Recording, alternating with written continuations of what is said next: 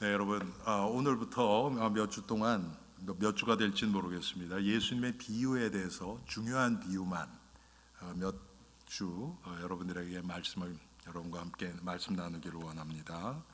오늘 그 첫 번째로 감추인 보화. 우리 오늘 본문에 보면 세 가지 비유가 나옵니다. 감추인 보화와 진주와 또 물고기, 좋은 물고기. 그런데 이건 다 똑같은 걸 얘기를 하죠. 가장 좋은 것을 이야기를 합니다.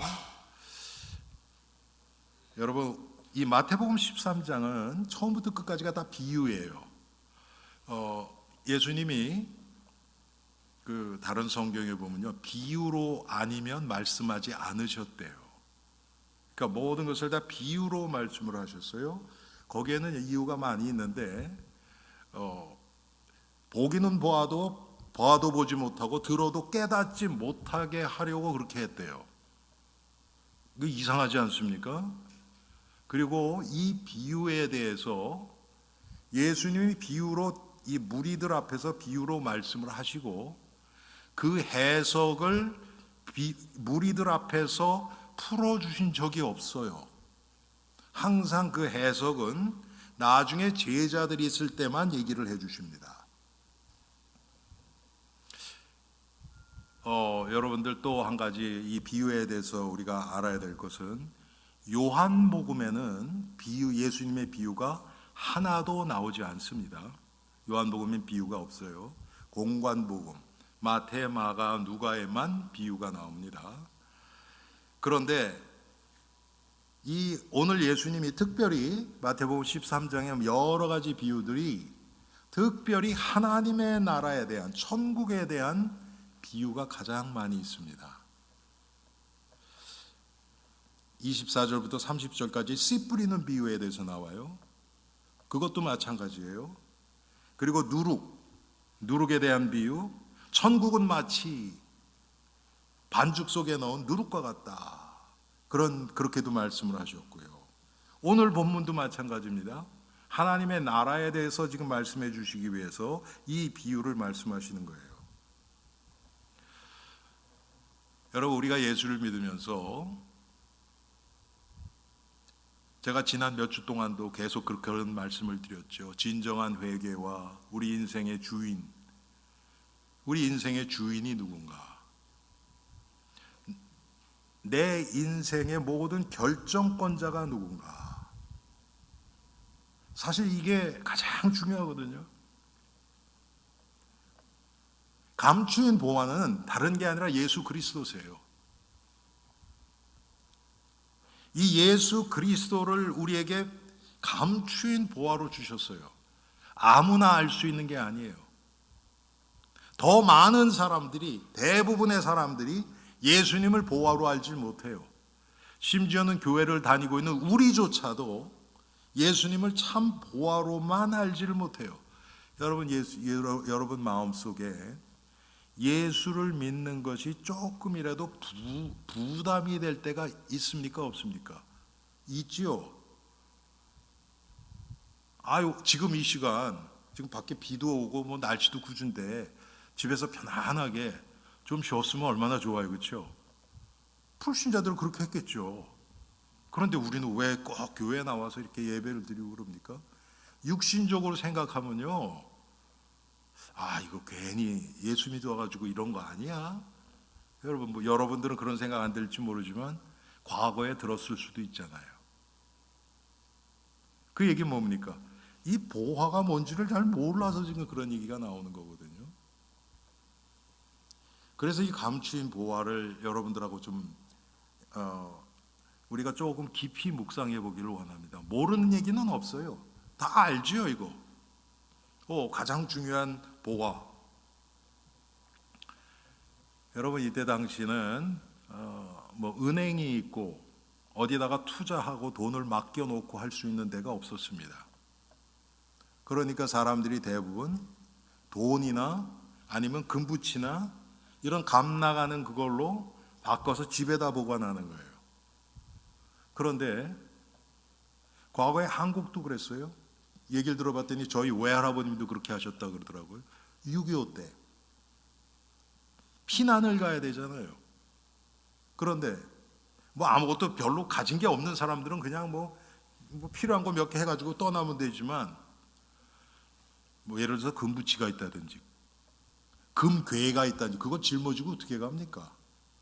그래서 대부분 사람들이 땅에다 파묻어 놨단 말이에요, 그거를. 그런데 이제 중요한 게 뭐냐면 어디에 무슨 보화가 감추어져 있는 걸 아무도 몰라요. 그런데 그렇게 피난 가다가 그 주인이 죽었다. 그럼 어떻게 됩니까? 아무도 몰라요. 파묻어 놨는데 파묻어 놓은 사람은 죽었고 아무한테도 얘기를 안 해줬어요. 어딘가는 있어요. 지금 오늘 본문이 그런 케이스입니다. 그래서 그 후에 누가 다른 사람이 밭을 인수를 했어요. 그래가지고 몇 년 동안 거기다가 농사만 지어요. 그런데 오늘 본문 보니까 어떤 사람이 주인이 아니에요. 밭의 주인이 아니에요. 다른 일꾼이 뭐 고용해서 온 일꾼이든지 밭을 파는데 뭐가 툭 걸리는 거예요. 이거 뭐지? 그래서 더 깊이 파다 보니까 예를 들어서 이 감추인 보화가 나온 거예요. 그러니까 보물단지가 나온 거예요. 쉽게 얘기하면. 여러분, 보화는 숨겨져 있습니다. 아무나 알 수 있는 것은 보화라고 얘기를 하지 않아요. 그런데 이 보화의 가치를 아는 사람이 이것을 발견하고 캐냅니다. 여러분, 마찬가지예요. 제가 결론부터 말씀드렸죠. 이 감추인 보화는 예수 그리스도세요. 그런데 분명히 예수 그리스도 안에 모든 지혜와 지식의 보화가 감춰져 있느니라 골로새서 2장에 나오죠. 그런데 여기 계신 우리 성도님들이 그 보화를 캐내서 내 것으로 만들고 내 삶 가운데서 그 보화의 혜택을 받고 살아가시는 그 정도는 다 달라요. 사도 바울 같은 사람은 이 보화, 참 보배 대신 예수 그리스도를 만난 후에 이 세상의 모든 것은 다 배설물로 여겼다 그랬어요. 왜? 이게 너무 귀하니까. 여러분들 중에서는 예수님도 조금 좋은데 세상 것도 조금 좋아. 그러니까 이것 잡았다 저것 잡았다 양다리 걸치고 왔다 갔다 하시는 분들도 많이 계실 거예요. 그렇게 안 하는 분들은 한 분도 안 계실 거예요, 여기. 그런데 그 정도가 어느 정도냐, 그건 다 달라요. 오늘 이 본문의 내용 모르는 건 아무것도 없습니다, 여러분. 자, 중요한 건 뭡니까? 이 사람이 발견을 했어요. 발견을 했는데 어떻게 합니까? 발견했다고 떠듭니까? 그러면 어떻게 돼요? 그 보화가 누구에게 돌아가요? 땅 주인에게 돌아가죠. 그러니까 다시 조용히 묻어놓습니다. 조용히 묻어놓고 얘기를 안 해요. 물론 이걸 뭐 법적으로 또 뭐 윤리 도덕적으로 어쩌면 그럴 수 있느냐, 이렇게 되면 또 골치 아파져요. 그런데 중요한 건 뭡니까? 여러분, 우리가 우리 윤리 도덕적으로 이 하나님의 구원에 관해서 접근하려면요, 풀리지 않는 게 너무 많아요. 하나님의 구원은 인간의 윤리 도덕 위에 있습니다. 그 위에 있어요. 자, 이 사람이 그걸 가만히 덮어 놓습니다. 우리로 말하면 예수 그리스도를 발견했어요. 발견했는데 이걸 육신적으로 나의 육신의 충족으로 몰아가지 않고 사용하지 않고 기대지 않는다는 겁니다. 우리가 이럴 때 얼마나 많아요. 조금 은혜 받으면 그것 때문에 막 떠들고 다니고, 지금 그러지 않았다는 거예요, 이 사람이. 가만히 묻어놓고 그게 너무 귀하니까. 그 다음에 중요한 게 뭡니까? 아무 얘기도 안 하고 그냥 일당 받고 갔겠죠. 일당 받고 갔어요. 그리고 그때부터 이제 이 밭을 살 궁리를 합니다. 모든 인생의 목적이 이 밭을 사는. 근데 밭을 사는 이유가 뭐예요? 거기 보니까 그 토양이 너무 기름지고 그래서 그런 거예요? 아니잖아요. 그 안에 나만 아는 보화가 있기 때문에 그래요. 여러분, 이 사람의 입장에 한번 돼봅시다. 여러분이 정말 이 예수 그리스도를 감추인 보배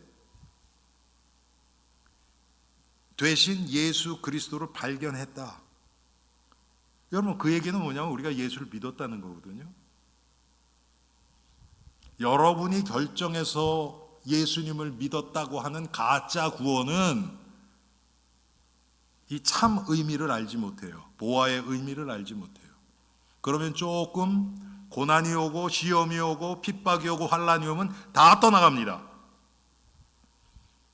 그런데 그게 아니고 참 보배, 보화 대신 예수 그리스도를 제대로 봤다면, 발견했다면 이제는 그 예수 그리스도를 온전히 소유하고 알고 내 것으로 만들 때까지는 이 사람은 오직 예수 그리스도만 바라보고 이 보화만 바라보고 그것을 위해서 밭을 사는 그날까지는 얘기 안 해요. 여러분, 전도하지 말라는 게 아니에요. 이걸 내 육신적으로 자랑으로 삼지 않는다는 거예요. 조금 은혜 받았다고 그거 가지고 자랑하고 그러지 않는다는 얘기예요.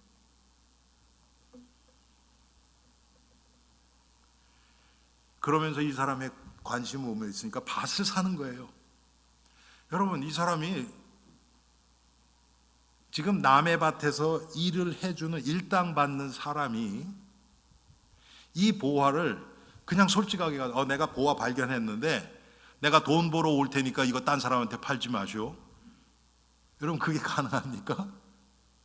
일당 받아서 일하는 사람이 안 돼요. 그거는 우리가 그리스도를 뭐로 삽니까? 여러분, 뭐를 포기하면 그리스도를 가질 수 있어요? 여기에 나오는 진주, 여기서 뭐라 그래요? 자기의 소유를 다 팔아. 하나님이 너 지금 뭐 가지고 있어? 하나님이 요구하신 건 딱 이거예요. 사람마다 달라요. 어떤 사람 더 많은 것을 소유할 수 있어요. 어떤 사람 더 적은 것을 소유할 수 있어요. 그런데 하나님의 기준은 뭐냐면 너 가진 거 다. 여러분, 이게 우리의 기준으로는 안 맞지요. 왜 저 사람은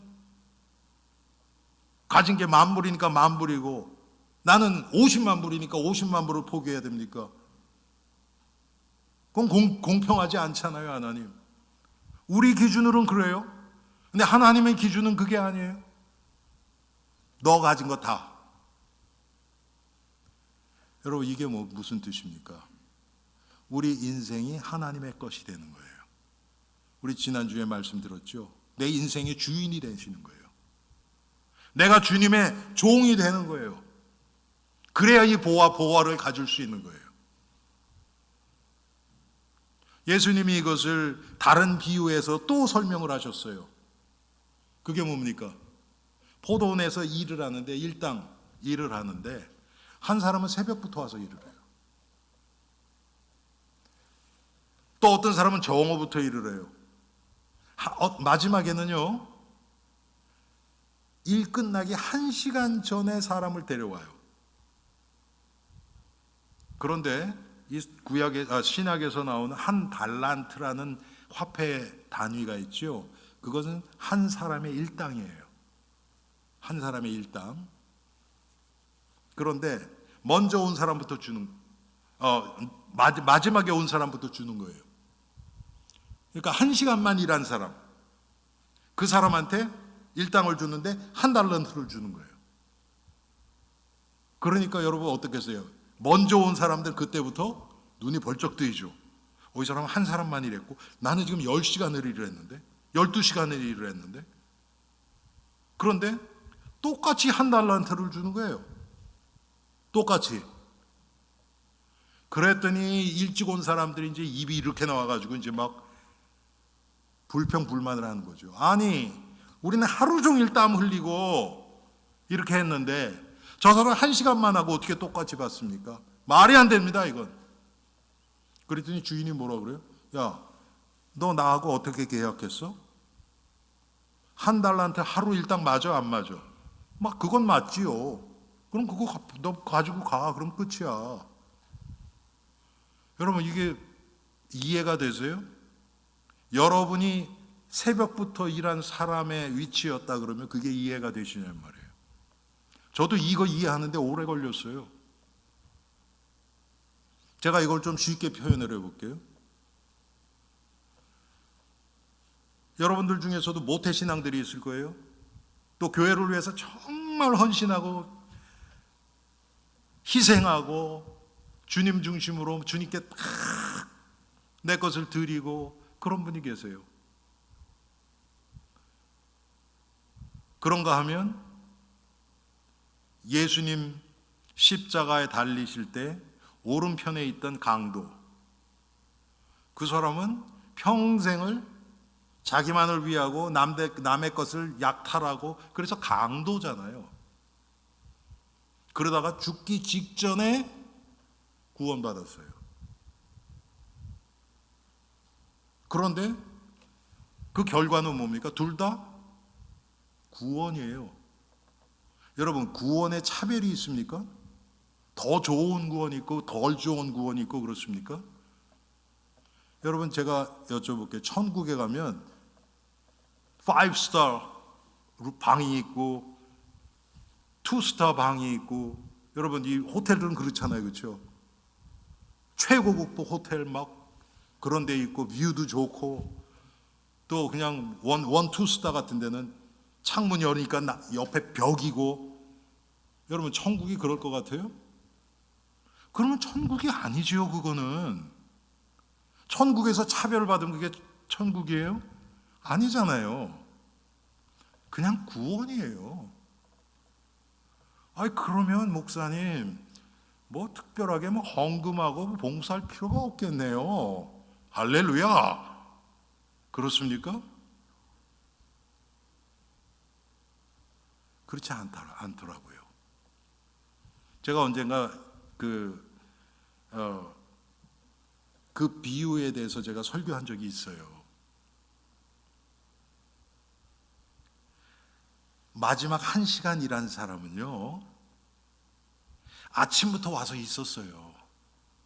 그런데 다른 사람이 다 뽑혀갈 때 이 사람은 그 패배감, 자기 인생에 대한 모멸감, 이런 고통의 시간이 그렇게 길었던 거예요. 여러분, 가끔가다 그런 사람이 있어요. 나는 지금은 예수 안 믿고요, 죽기 직전에 탁 믿고 천국 가면 돼요. 그럴듯하죠? 여러분도 그러고 싶은 마음이 있으시죠? 근데 여러분, 그걸 거꾸로 한번 생각해 보세요. 그러면 예수 믿지 않고 내 마음대로 하는 거기에 참 행복이 있는가?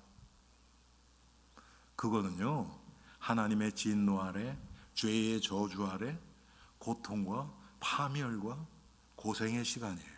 그 시간이 더 오래 길어지는 것 뿐이에요. 여러분, 성경에 가르치면 그렇지 않습니까?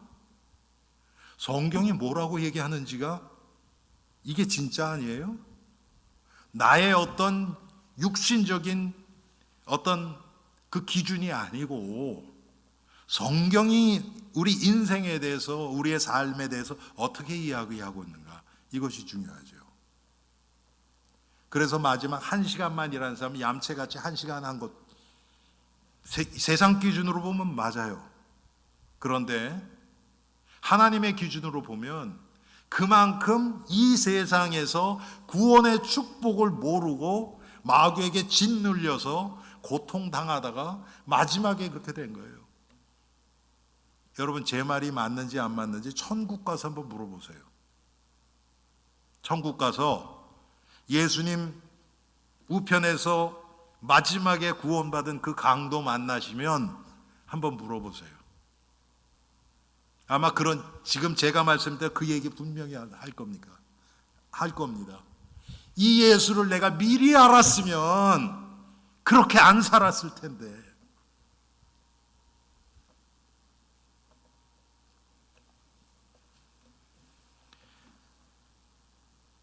이 보화의 값어치를 아는 만큼 우리는 다른 것이 복이 돼요. 여러분, 그게요, 우리의 삶 가운데서도 나와요. 여러분들 은혜 받으면 받을수록, 성령 충만하면 충만할수록 우리는 죄에서 멀어집니다. 좀 쉽게 얘기해 볼까요? 우리가 은혜 받을수록요, 여러분, 우리 지갑이 열려요. 훨씬 쉽죠, 그렇죠? 훨씬 너그러워져요. 아주 그냥 막 구두쇠 같이 걸었던 사람이요, 열려요. 저는 이런 경우를 많이 봤습니다. 진짜 막 1불, 2불 가지고 벌벌 떨던 사람이 은혜 받았는데, 한 번은 그때 한 30명 정도가 식당을 갔는데요, 자기 크레딧 카드로 쓱 긋더라고요. 제가 뒤집어지는 줄 알아서, 아니 이상하다, 저 사람이 저런 사람이 아닌데 절대로. 왜 그렇습니까? 은혜가 임하니까 해방된 거예요. 묶였던 데서. 무조건 돈 잘 쓴다고 그게 은혜 받은 증거는 아니, 거꾸로 그렇게 여러분 대입시키면 안 되고요. 내가 가장 약했던 부분에서 해방되는 거예요. 사도 바울은 뭐라고 고백을 합니까? 이 감추인 보배, 참 보배 되신 예수 그리스도를 만났더니, 그 예수님을 어떻게 표현했냐면 가장 고상한 지식이라 그랬어요. 사도 바울은 지식인이에요. 학자예요. 정말 이때 당시에 헬라 철학에 능통했고, 또 율법에도 능통했고, 사도 바울이 이 사용한 언어가 한 5개 돼요. 사도 바울이 그 정도로 학자였어요. 그래서 이 사람이 할 수 있는 최고의 칭찬이 뭐냐면 가장 고상한 지식이다, 이렇게 표현을 한 거예요. 그리고 그 가장 고상한 지식을 내가 만나니까 지금까지 내가 알고 있던 것 다 이건 배설물이다, 이런 고백을 한 겁니다. 여러분, 이 보화, 오늘 본문의 일꾼이 언제 발견했습니까? 아마 이건 제 상상이에요. 여러분도 한번 상상해 보세요. 그때 이 장면, 오늘 본문에 나오는 44절에 나오는 이 본문, 이걸 한번 상상을 해보세요. 어떤 사람이 거기다 감춰놓고 갔어요. 여러분, 땅에다 파묻었는데 이게 어떤 피난을 가서 그 사람은 죽고, 또 다른 사람이 밭을 사고, 또 그 사람이 딴 사람한테 팔기도 하고, 시간이 얼마나 지났는지 몰라요. 그러면 제가 질문해 볼게요. 시간이 지나면 지날수록 이 이 보화를 담은 이 상자가 더 겉으로 올라옵니까? 밑으로 파묻힐까요? 예? 더 파묻히죠. 그렇죠. 그러면 이 사람이 밭을 지금 막 일구기 위해서 이렇게 하는데, 밭에 나가서 일을 하면서 그냥 대충 삽질하는 그런 사람들은 이 보석함을, 보화를 발견할 수 있어요, 없어요? 없지요.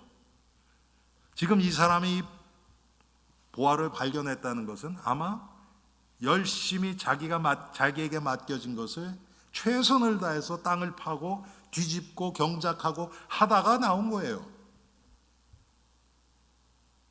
여러분, 똑같습니다. 우리가 예수 믿는 것도 그렇고 이것도 똑같아요. 제가 제 주위에서도 그런 사람들을 가끔 만나거든요. 예수를 안 믿어도요,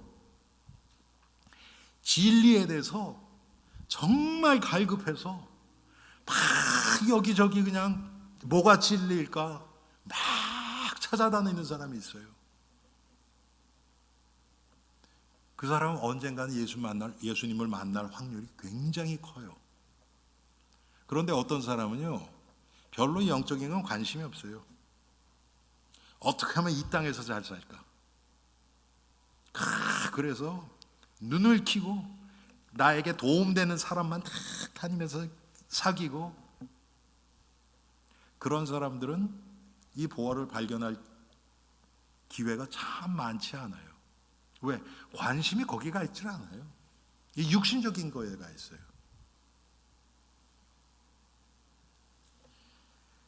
지금 이 사람이 계속해서 땅을 팝니다. 오늘 맡겨진 거 하면서 그러다가 보화 발견한 거예요. 여러분, 하나님 나라는 복음을 위해서 충성하는 자들, 최선을 다해서 하는 자들, 그런 자들에게 발견돼요.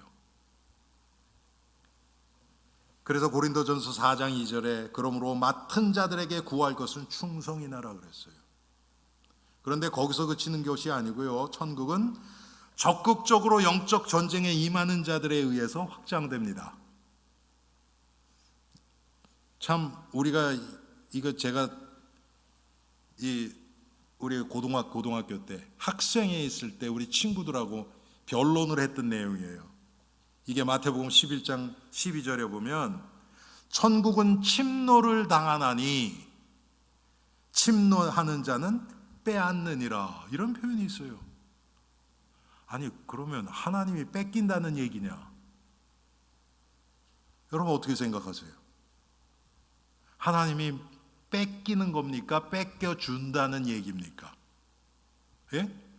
분명히 그랬잖아요. 천국은 침노를 당하고 침노하는 자는 빼앗는다 그랬거든요. 아니, 천국이 침노를 당하면 마귀도 올라가서 침노하면 안 되잖아요. 그 얘기가 아니잖아요. 그렇죠? 그만큼 온 마음을 다해서 천국을 사모하는 자들, 얻으려고 하는 자들, 그런 자들에게 열린다는 거예요. 가만히 그냥 널브러져 가지고 뭐 하나님 은혜 주시겠지 이렇게 하고 있는 사람들 안 돼요, 여러분. 참 우리 교회도 과거에 그런 분위기가 있었죠.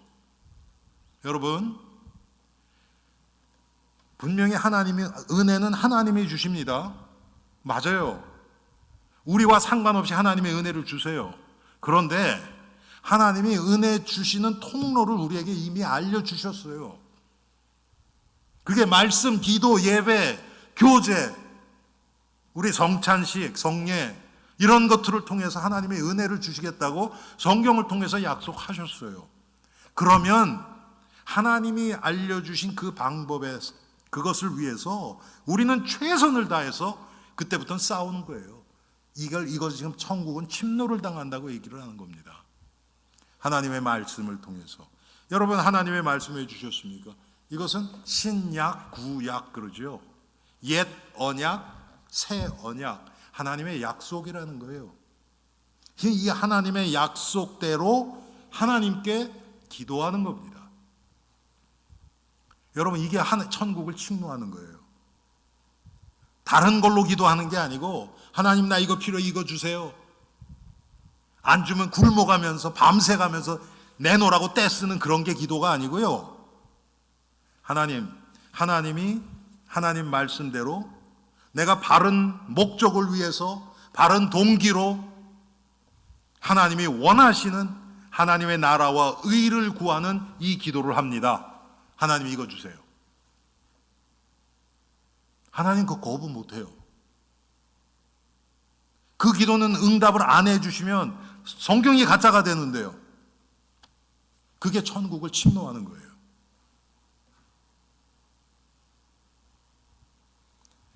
믿는다고 하면서 자기 할 일은 하지 않고 게으르고 태만해서, 여러분 그건 게으른 거예요. 그거는 그런 자들은 천국 발견 못해요, 여러분.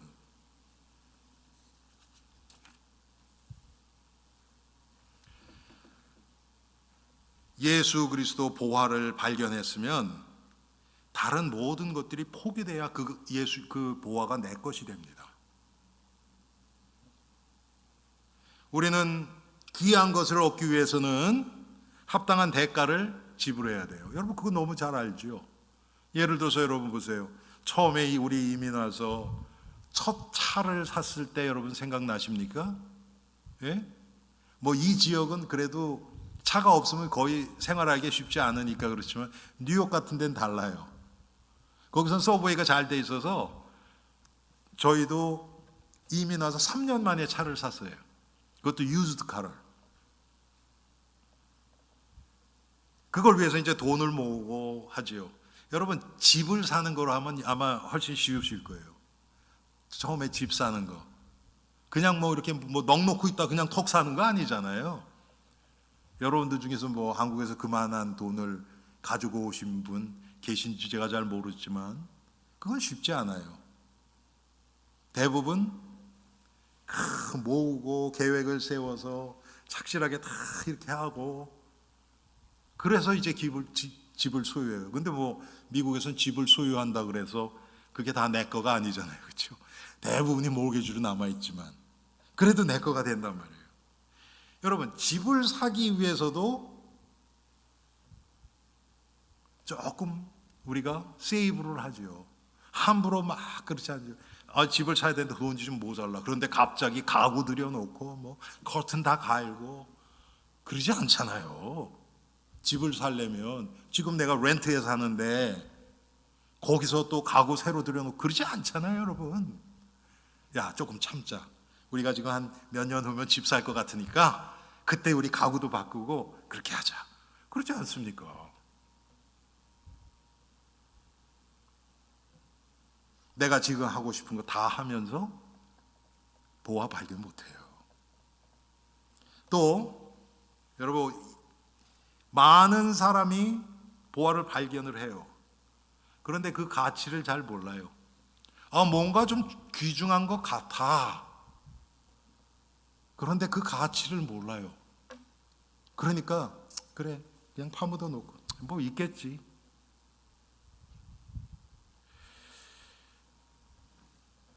여러분 하나님에 대해서 말하는 사람 많습니다. 그런데 하나님께 말하는 자는 적습니다. 그 얘기 뭡니까?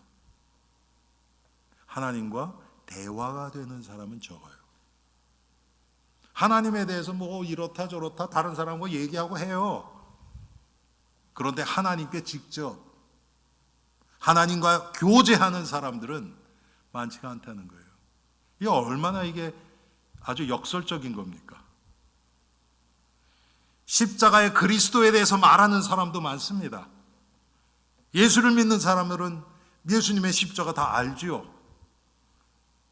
그런데 십자가의 그리스도를 날마다 나의 삶 가운데 만나는 사람은 너무 적습니다. 보화 되신 예수 그리스도가 내 삶의 중심이 되면 그것만 쳐다봐도 그분만 쳐다봐도 우리의 삶에 오는 역경과 고난과 오해와 절망 다 사라져 버립니다.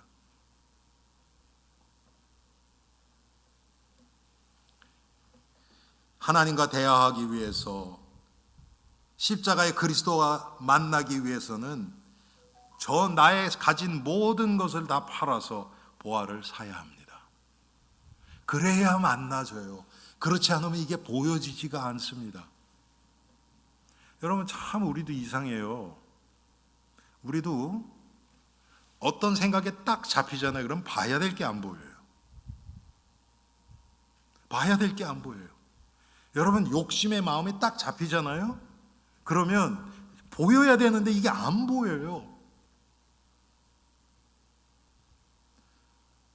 제가 여기서도 몇 번 말씀드렸어요. 제가 우리 성도님들 그 중고차를 사는데 좀 도와달라고 그래서 여러 사람, 제가 생각에 아마 거의 10명은 도와드렸던 것 같아요. 그래서 이제 모시고 간단 말이에요.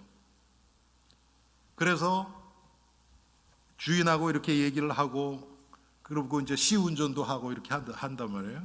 근데 갈 때 제가 꼭 하는 얘기가 있습니다. 내가 이 사람하고 흥정을 하다가 그냥 걸어 나올 수도 있다. 당신이 아무리 마음에 든다 그래도 아무 티도 내지 말고 걸어 나와야 된다. 그런데 지금까지 한 10명 이렇게 했는데 한 사람 빼놓고는요 다 그걸 다 어겨요. 그게 무슨 뜻이냐? 일단 보고 시운전해 보니까 마음에 들어. 그러면 이제 그게 얼굴에 딱 비쳐요. 그래서 이제 주인이 그걸 딱 눈치챕니다. 그리고서 이제 안 깎아줘요. 100불도 안 깎아줘요. 근데 살라고 한 그 주인은 막 이제 속이 타는 거예요. 이제 그렇게 하자는 거예요, 자꾸. 그래서 내가 처음부터 얘기한 건데. 근데 한 사람은 그래서 오케이. 그리고 나왔어요. 그리고 제가 나가면서 아주 처음에 얘기했던 그 가장 낮은 금액 그걸 딱 제시하고 나왔어요. 그래서 운전해서 몇 마일 오는데 전화가 왔더라고요. 그 줄 테니까 오라고. 그래서 그거 사왔어요. 근데 그건 새 차였어요. 새 차는 더 힘듭니다. 제가 말씀대로 뭐냐면 이걸 가져야 되겠다는 생각, 욕심에 딱 잡히잖아요. 그러면 그 다음부터 안 보여요. 아무것도 안 보입니다.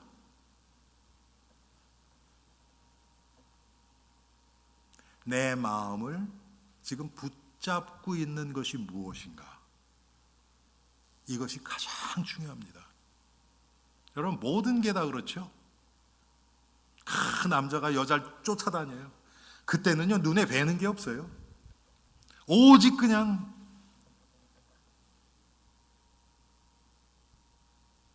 직장에서 진급을 앞에 놓고 있는 사람은 이것을 위해서는 영혼까지도 팔을 거예요. 그냥 뭐 구원이고 뭐고 그냥 이것만을 위해서라면. 그런 사람들이 의외로 많이 있습니다. 그리고 그런 모습이 전혀 없는 사람은 하나도 없어요. 우리가 다 그 영향 아래에서 살아갑니다. 왜요? 그 이유는 보화가 뭔지를 제대로 몰라서 그래요. 그래서 우리 교회에서 그런 얘기를 참 많이 하죠. 예수 그리스도를 깊이 아는 그게 은혜라고요. 보화를 제대로 알아가는 게 은혜란 말이에요.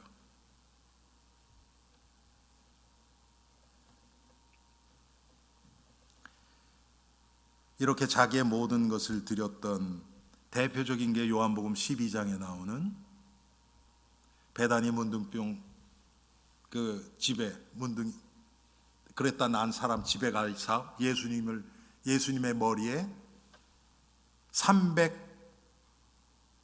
300데나리온, 그러니까 한 사람의 1년 이상의 연봉이에요. 300일을 일한 거니까. 여러분 300일은 일 안 하잖아요. 보통 주일날만 쉬어도 300일이 안 돼. 300일 조금 넘죠. 할라데이 빼고 토요일까지 일한다 그러면 아마 300일 정도 되거든요. 그 정도의 가지고 있는 그 값어치 있는 향유를 예수님 머리에 부은 그 마리아. 여러분 이 가치를 발견한 사람들의 이 변화된 삶을 성경은 여러 곳에서 나타내고 있어요. 예를 들어서 삭개오 같은 사람, 여러분 아시죠? 세리장이었어요. 세리장. 아마 굉장한 갑부였을 거예요. 그런데 그 사람이 뭐라 그럽니까? 예수님을 딱 만나고 뭐 한 거 없어요. 삭개오야 오늘 내가 네 집에 좀 거해야 되겠다. 그 얘기를 한 거예요. 그런데 그게 성령이 삭개오 마음을 움직였겠죠. 뭐라 그래요? 내 재산의 절반을 가난한 사람이 나눠주고 내가 누구의 것을 토생한 것이 있다면 내가 4배로 갚겠나이다. 여러분 삭개오가 그때 그래 내가 지금 재산이 이 정도 되니까 반을 나눠주고 그 다음에 내가 이렇게 해서 4배 하니까 이렇게 하면 요만큼 남으니까 이것만 갖고도 내가 충분히 살아갈 수 있어. 이렇게 계산해서 나온 걸까요 그게? 아니에요. 오늘 이 말씀처럼 나에 있는 것 이제 아무것도 난 필요 없다. 이런 마음으로 그런 얘기를 한 겁니다. 사도 바울 같은 사람. 여러분 실력도 있고 배경도 좋고 사람들 앞에 인정도 받고 그랬던 사람이에요. 다 배설물로 여기노라.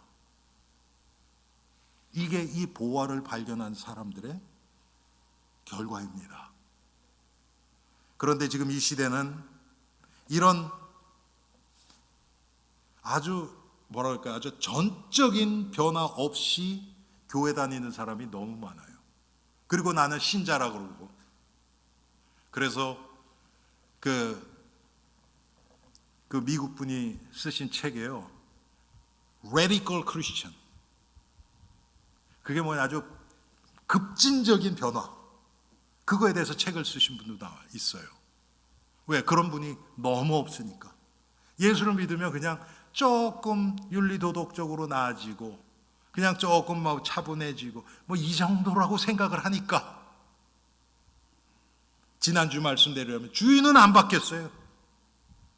내 마음은 아직도 내 마음대로, 내 기준대로, 나만을 위해서. 그건 예수 믿는 게 아닙니다. 보화를 발견한 사람은 더더욱 아니고요.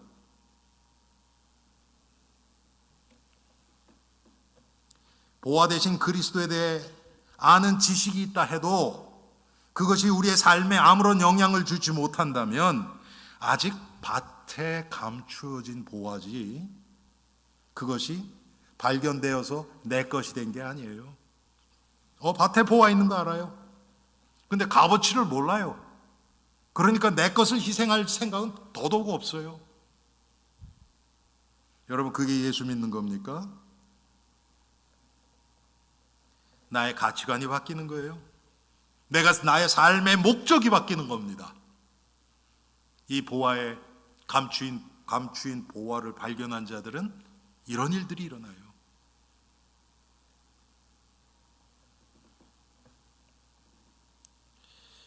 예수님이 마가복음 10장에 이런 말씀을 하십니다. 29절 30절에 예수께서 가라사대 내가 진실로 너에게 이르노니 나와 및 복음을 위하여 집이나 형제나 자매나 어미나 아비나 자식이나 전토를 벌인 자는 금세에 있어 집과 형제와 자매와 모친과 자식과 전토를 100배나 받되 핍박을 겸하여 받고 내세 영생을 받지 못할 자가 없느니라. 예수님이 나보다 더 사랑하는 자는 천국을 소유할 수 없다 그래요. 다른 부모나 자식이나 다른 것들을 나보다 더 사랑하면 천국을 소유할 수 없다고 말씀하시는 겁니다. 그래서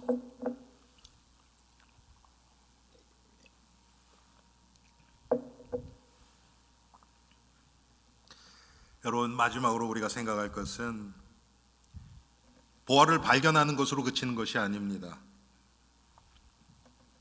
이 영적인 사실은요, 발견을 했는데 정말 이 보화는 모든 것이다. 예수님은 모든 것이다. 그래서 내 모든 것을 다 포기하고 이 보화를 샀어요. 그렇다고 해서 그대로 가만히 그 상태가 지속되는 게 아니에요. 조금 지나잖아요. 그래서 은혜가 조금 떨어지잖아요. 그러면 이거 내가 너무 손해본 거 아니야? 의심이 들어와요. 그래서 우리는 지속적인 은혜가 필요한 거예요. 여러분, 예를 들어서 이게 보화가 요즘 시대에 발견했다 그러면 이 보화에 대해서 이제 연구가 필요한 겁니다. 여기저기서 요새 셀폰 가지고 별거 다 하잖아요. 자꾸 조사해 볼수록 이 보화의 가치가 더 커지는 거예요. 계속 하는 겁니다. 그러면 어떻습니까? 보화에 대해서 더 자세히 알게 되고 더 깊이 알고 이 값어치도 더 올라가고 더 귀해지죠. 더 귀해져요. 알면 알수록 더 귀해집니다. 예수님이 그래요. 우리의 믿음이 그렇습니다. 우리 조금 아까 여러분 우리 찬송 불렀죠? 예배 전에 믿음이 이기네. 주 예수를 믿음이 온 세상이 이기네. 할렐루야. 예, 아멘은 잘하시죠, 그렇죠? 지금 정말 이 세상 모든 것하고도 내가 이 예수님 안 바꿔. 여러분 그 장면이 마태복음 4장에 나오잖아요. 40일 금식 후에 예수님이 마귀가 예수님에게 와서 사탄이 시험할 때 나에게 절해라. 그럼 이 온 천하 만물 다 네게 주겠다. 여러분 그런 식으로 마귀가 속인단 말이에요, 우리에게. 아이, 그래 예수 믿는 거 좋아. 아이, 그럼 교회도 열심히 나가야지. 아이, 그런데 요 정도는 세상 사람은 다 하잖아 지금. 뭐 이거 가지고 뭐 네가 뭐 특별하게 그렇게 나쁘게 하는 것도 아니고 조금씩 타협하게 만든단 말이에요, 마귀가. 여러분 마귀가 우리 목에다 딱 칼 대고서 너 예수 안 믿을 거야? 그럼 내가 너 죽일 거야. 너 예수 부정해. 그러면 내가 안 죽일게. 이렇게는 안 해요. 왜? 마귀가 그렇게 했었잖아요, 과거에 많이. 지금도 하고. 그런데 그렇게 했더니 결국은 자기한테 더 손해가 되거든요. 여러분 어떤 신학자 그랬잖아요. 순교자 피는 교회의 뿌리가 된다고. 초석이 된다고요. 여러분 순교자가 많이 나온 나라들을 한번 보세요. 어떤 일이 일어나는가. 대한민국은 왜 지금 이렇게 됩니까? 수많은 순교사들이 나왔거든요. 마귀가 이제 눈치를 챈 거예요. 그래서 지금은 그렇게 안 해요. 은근히 그래서 이 말씀을 조금씩 희석시키고 작은 것 가지고 타협하게 만들고 그래서 우리를 무너뜨린단 말이에요. 이 가치관을 싹 옛날로 돌아가게. 아, 그래 예수 믿는 거 좋지. 아, 열심히 믿어야지. 아, 그런데 돈이 많아야 되잖아. 그래야 네가 좀 육신도 편하고 다른 사람들도 따르고 막 그러잖아. 여러분 돈 다 갖다 버리라는 얘기입니까? 성경은 그렇게 얘기 안 해요. 성경은 이 재물에 대해서 그 재물이 내 것이 아니라 하나님의 것이라 그러는 거지. 열심히 일을 해서 하나님의 기회 주시는 대로 최선을 다해서 아까 말씀드렸던 그 일꾼처럼 열심히 땅을 파고 그런 자에게 보화가 발견되는 거예요. 그런데 그게 내 것이 아니라 하나님의 것인 것을 인정하는 거죠. 그래서 보화 대신 예수 그리스도를 놓치지 않기 위해서 마귀가 계속 우리의 관심을 딴 데로 뽑아가려고 하잖아요, 여러분. 그런데 예수님에게서 눈 떼지 않고 계속 예수 그리스도 십자가 바라보고 그러기 위해서는 지속적인 은혜가 필요합니다.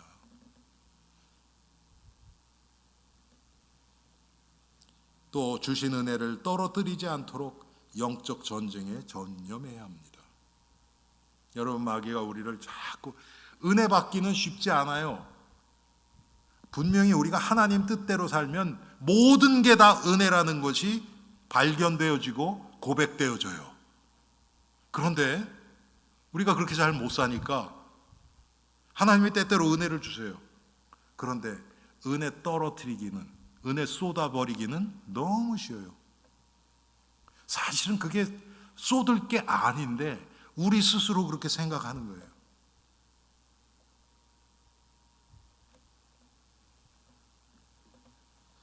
그래서 하나님이 우리에게 하나님의 말씀을 주셨고 기도라는 통로를 주셨고 말씀과 기도를 통해서 예수 그리스도와 함께 거하며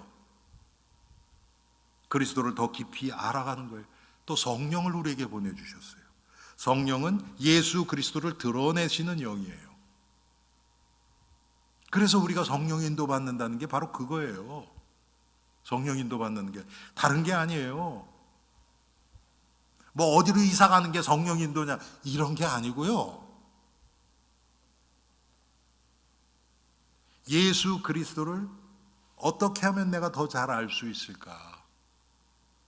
우리에게 그 마음을 주시고 그런 관심을 주셔서 예수 그리스도를 더 깊이 알아가도록.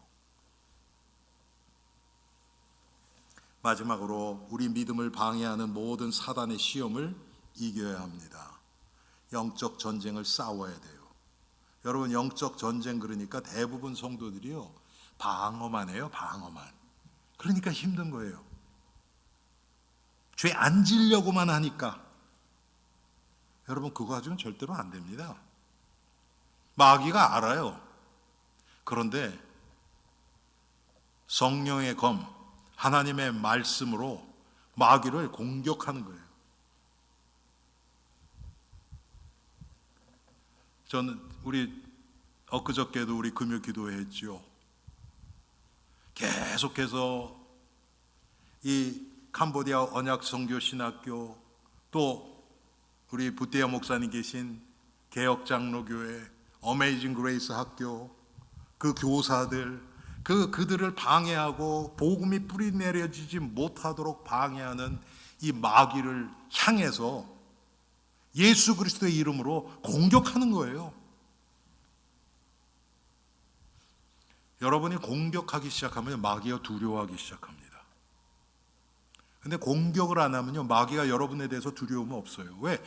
항상 방어만 하니까. 방어를 얼마나 잘하시는지 모르겠지만 그거 가지고 마귀는 절대로 두려워하지 않아요. 떠나가지를 않아요. 생존 공격 안 하는데. 그런데 여러분, 기회만 있으면 하나님의 말씀을 전하고 만난 어떤 다른 영혼들, 구원받아야 될 영혼들을 위해서 계속 기도하고, 이게 공격이에요. 영적인 공격들. 하나님의 나라, 전 세계에 있는 선교사님들, 교회들 위해서 계속, 여러분, 현대 전쟁이 그렇잖아요. 이 보병, 그 군인들이 들어가기 전에 포를 쏘잖아요. 비행기로 쏘고 배에서도 쏘고 계속 포를. 지금 우리가 그거 하는 겁니다.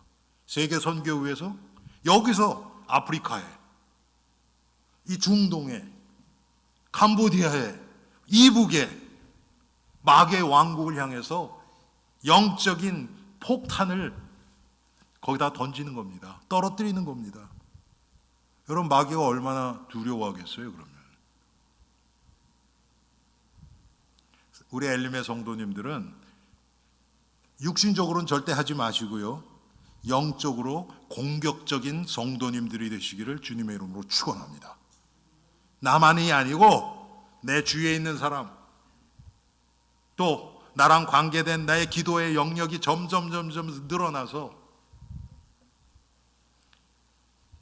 참 보배 되신 예수 그리스도를 우리가 예루살렘부터 땅끝까지 품고 기도하며 전파하는 그런 우리 엘림 교회가 되기를 주님의 이름으로 축원합니다. 기도하겠습니다.